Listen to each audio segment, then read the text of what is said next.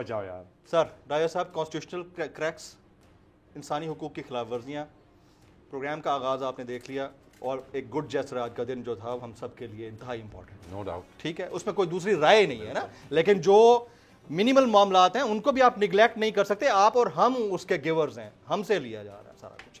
تو سب سے پہلے تو سمیع بھائی کے معاملے کے اوپر بات کر لیں، اس کے بعد کانسٹیٹیوشنل کرائسس جس میں روزانہ پریس کانفرنسز ہو رہی ہیں، لوگ چھوڑ رہے ہیں.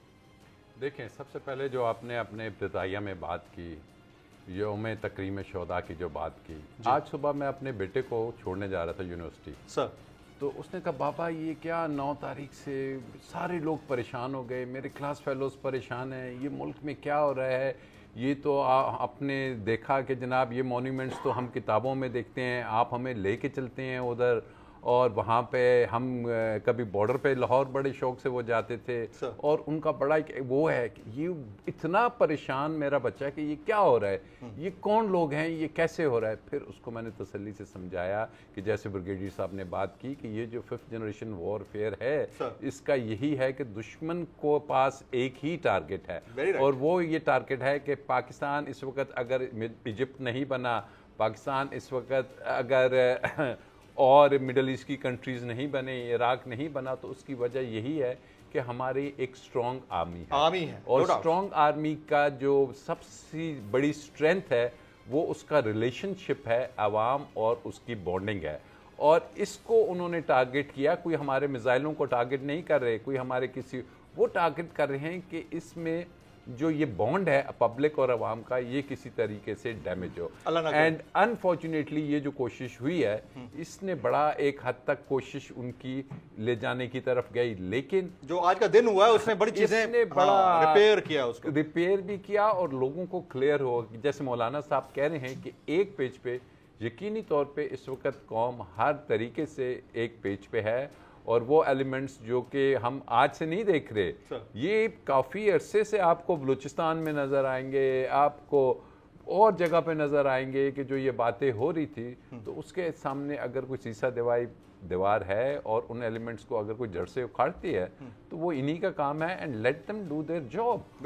ٹھیک ہے. اب ناؤ کمنگ ٹو کہ جی جو آپ نے اکانومی کی بات کی کہ جی کیا غربت جو سی ہے وہ ایشو ہے، we should not connect two different things in its single تو وہ ایشو ضرور تھا اور ہاں وہ تھا جب پی ڈی ایم نے یہاں پہ جتنے بھی لانگ مارچز کیے، تو اس وقت یہ تھا کہ جی ملک میں بہت زیادہ غربت ہو گئی ہے، مہنگائی ہو گئی ہے، بیڈ گورننس ہو گئی ہے، اور ہم آئیں گے. اچھا، ہمیں اور مہنگائی لگتی بھی تھی، ہم اس وقت بھی انڈورس کرتے تھے کہ یہ ٹھیک کر رہے ہیں، اور ہمیں پریشانی تھی. اور ہم نے ادھر دیکھا کہ جناب اب یہ حکومت آئے گی اور دیکھنا مہنگائی کو ختم کیا جائے گا، لوگوں کے لیے آسانیاں پیدا ہوگی. بجلی مہنگی ہو رہی تھی، بٹ کیا لوگوں کو ملا؟ لوگوں کو یہ ملا کہ جناب یہ آئے اور ڈبل بجلی یوٹیلیٹیز. سوال تو بنتا ہے نا اس کے اوپر، اس پہ سوال نہیں بنتا. یہ آپ کا ایک آئینی رائٹ ہے کہ آپ کو رائٹ ٹو لیو میں یہ خوراک، یہ چیزیں، یہ ڈیلی یوٹیلیٹیز یہ دینی چاہیے.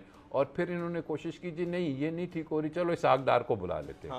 وہ اسحاق ڈار آیا ملک کی معیشت ٹھیک کرنے. وہ ڈالر ابھی جو آپ کہہ رہے ہو 300 تک چلا گیا، ڈالر 300 تک، پیٹرول 300 تک چلا گیا. جی وہ I M F ultimately I M F ادھر جا کے بیٹھ گیا. اس نے کہا جی کوئی لینا دینا نہیں. وہ برادرلی کنٹریز راجہ صاحب ایک اور چیز اس میں پرابلم آ گیا ہے. ایک پرابلم یہ آ گیا ہے کہ اگر آپ سوال کریں تو اس کو کسی اور چیز سے جوڑ دیا جاتا ہے. دوسرا، ایم این اے سے سوال کریں تو توہین پارلیمنٹ ہو جاتی ہے، بل پاس کر لیا گیا. مطلب ہمیں اس طرح کے کراکس میں پھنسا دیا گیا، آپ سوال ہی نہیں کر سکتے. یہ تو بڑا المیہ والی بات. بل پاس دیکھیں نا، مہنگائی ایشو نہیں ہوگا لیکن بل تو ایشو ہے نا، قانون سازی تو ایشو ہے. ہم نے نیب کے کیسز سے بچنا کیسے ہے؟ اس کے لیے مہنگائی کو چھوڑیں، ہم پارلیمنٹ میں کوئی بات نہیں کریں گے. ہم کریں گے قانون سازی. ای سی ایل کا قانون ختم کرو، نیب کی امینڈمنٹس لے آؤ، اس کو ٹوتھ لیس ٹائگر بنا دو. ہم سپریم کورٹ کی پاورز کو ختم کرو، ہم ڈیفائن کریں گے. ہم آئین کی بات، آپ نے کہا آئینی کرائسس ہے ملک میں، ہم اسمبلی میں قراردادیں پیش کریں گے کہ جی سپریم کورٹ کے فیصلوں پہ، سپریم کورٹ کے اس پہ احکامات پہ آرڈرز پہ ججمنٹس پہ امپلیمنٹیشن نہ ہو.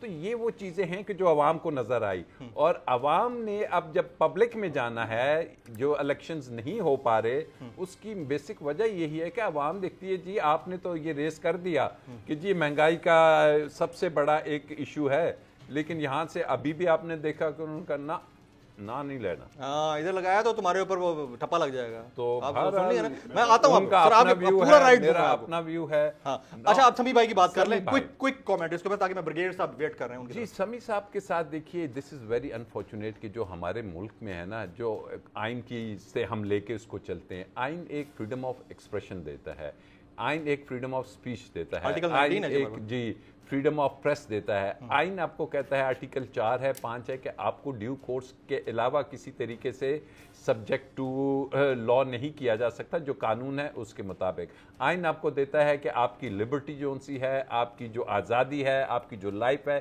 یہ آپ کا فنڈامنٹل رائٹ ہے. And if you are involved in something you have to be treated in accordance with law. ٹھیک ہے, قانون کے علاوہ آپ کو نہیں. آج جب ہم عدالت میں پیش ہوئے تو عدالت نے کیوں یہ پٹیشن کو ایڈمٹ کیا کہ جب بتایا کہ جی پولیس خیریت سے ہیں, اللہ سے دعا یہی ہے کہ کوئی اطلاعات ہیں وہ خیریت سے ہو, اور مجھے اگر اطلاعات ہوتی یا مجھے پتا ہوتا. سبسکرائب کریں اور بیل دبائیں تاکہ کوئی خبر رہ نہ جائے.